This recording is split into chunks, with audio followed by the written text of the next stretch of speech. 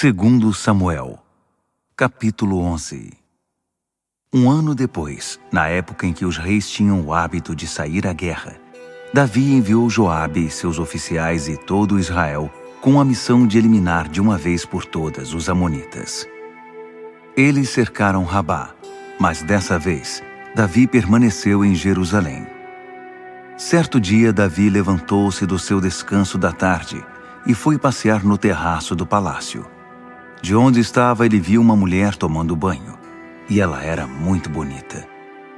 Davi procurou saber quem era. Alguém disse: "É Batseba, filha de Eliã, mulher do hitita Urias."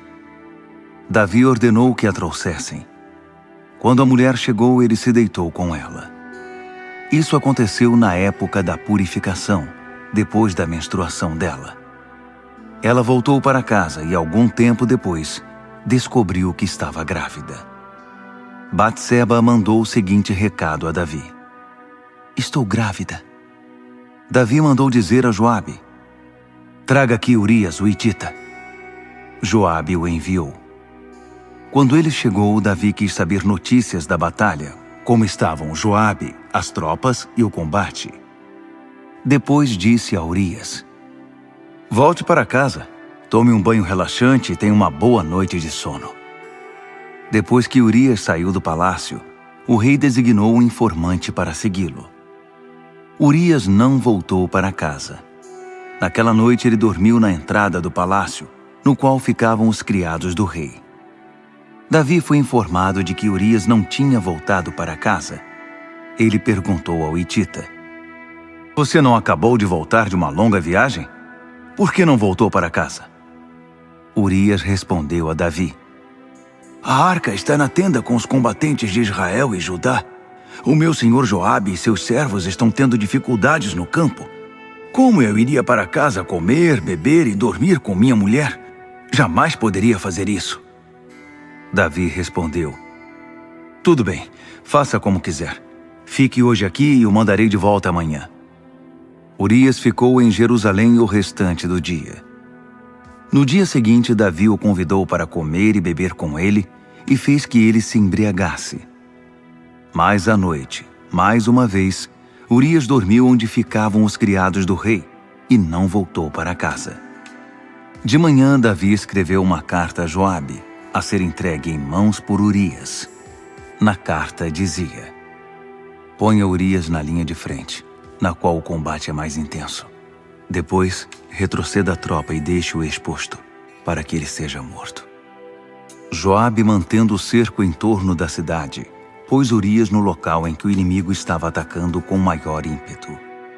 Quando os defensores da cidade saíram para atacar Joabe, alguns dos soldados de Davi foram mortos. Entre eles, Urias, o hitita. Joabe mandou um relatório a Davi. Ele disse ao mensageiro: "Depois de contar tudo em detalhes ao rei, se ele ficar furioso, diga: além disso, seu servo Urias, o hitita, morreu." O mensageiro de Joabe chegou a Jerusalém e deu um relatório completo ao rei.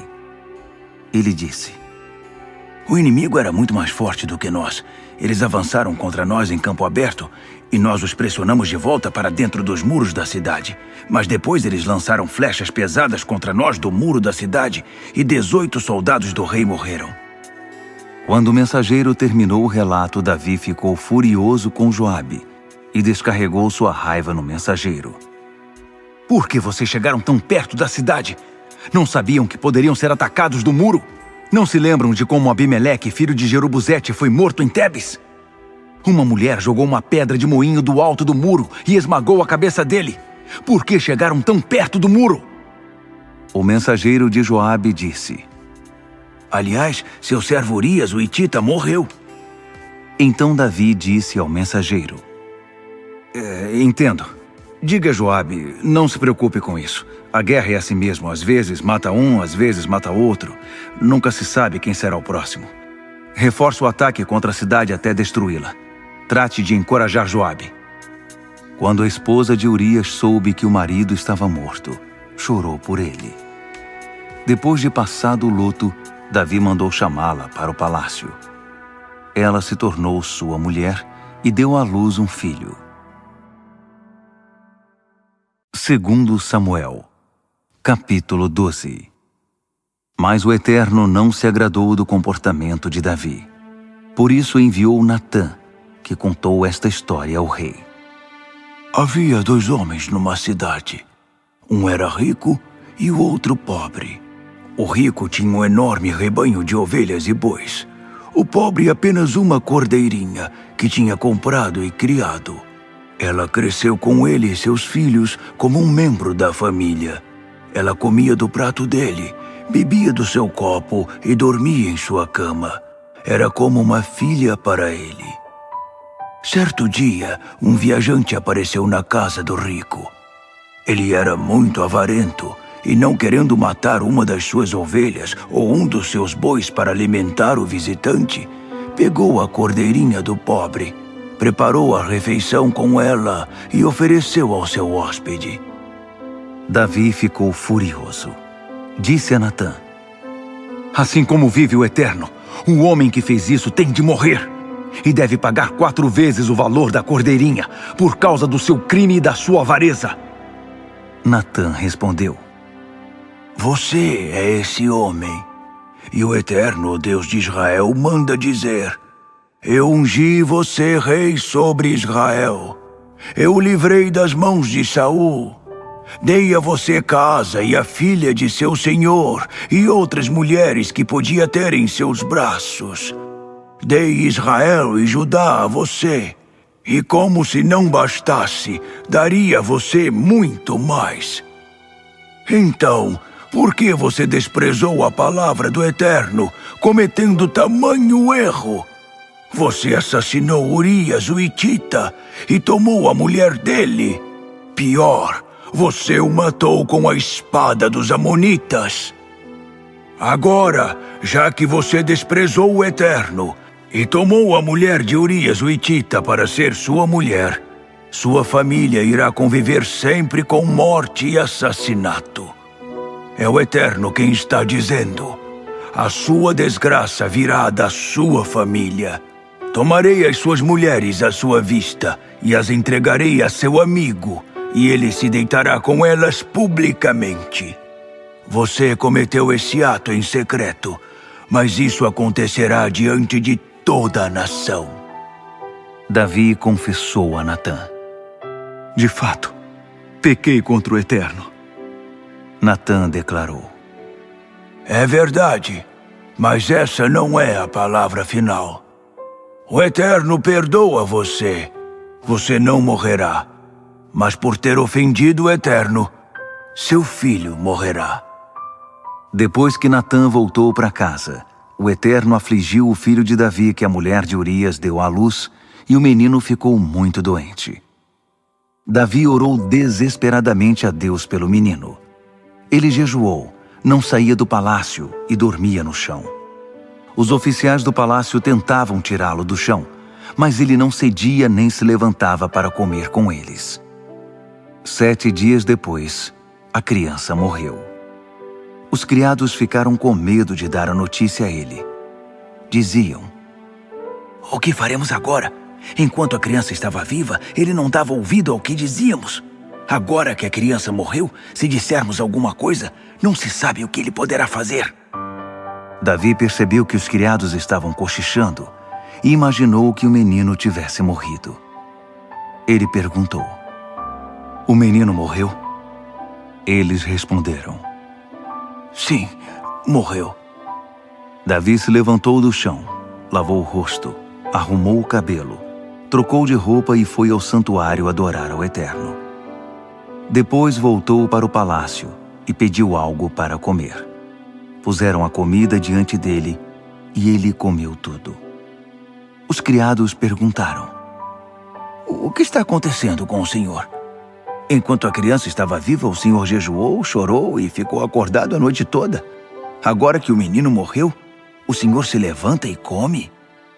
Ele respondeu: Enquanto a criança estava viva, chorei e jejuei, pensando que talvez o Eterno tivesse misericórdia de mim e a criança sobrevivesse.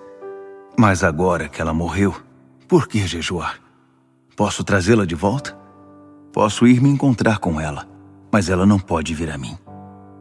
Davi foi consolar sua mulher Batseba. E depois de se deitar com ela, ela engravidou outra vez. Nasceu um menino, e deram a ele o nome de Salomão. O Eterno o amou, e enviou uma mensagem por intermédio de Natã. O menino deveria ser chamado Jedidias, amado do Eterno. Na guerra contra os amonitas em Rabá, Joabe conquistou a cidade real. Ele mandou mensageiros a Davi dizendo: Estou atacando Rabá e acabei de controlar o reservatório de água da cidade. Reúna o restante das tropas, acampem-se perto da cidade e conquiste você mesmo a cidade. Do contrário, eu a conquistarei e receberei as honras por isso. Então Davi conduziu as tropas até Rabá, lutou e conquistou a cidade. Ele pegou a coroa do rei da cidade, que pesava muito por causa do ouro e das pedras preciosas. Puseram a coroa na cabeça de Davi e saquearam a cidade, carregando tudo que era de valor.